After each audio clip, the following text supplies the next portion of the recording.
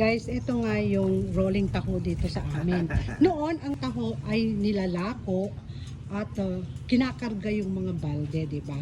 Pero itong taho na nagtitinda dito sa loob ng subdivision ay naka-tricycle. Tara, bili tayo.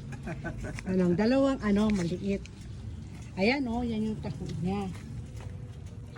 So hindi na nga siya mahihirapan magbuhat. Opo. Sa pagkalayo-layo, di ba Manong, no? Opo. Ilang years na po kayo nagtitinda ng taho? 22 years na po. 22 years na nag-start kayo maglako nang naglalakad din. Opo. Ayan, tignan nyo, oh. Yun yung taho. Okay. May sago po. May sago po, pero yung arnibal, konti lang po, Konti. Manong. Okay po. Ayan. Pero malakas naman ang tindahan ng taho. Di ba? Medyo po. Opo. Oh. Ayan, oh. O, di ba, guys?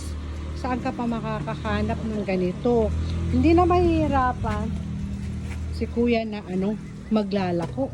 So relax siya, nagta-tricycle lang siya.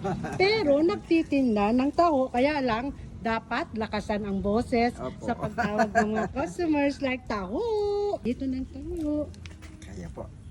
Ayan si kuya, oh. Okay po. Alam nyo ba Sige na, po. ayan, ang lakas ng taho niya dito sa subdivision.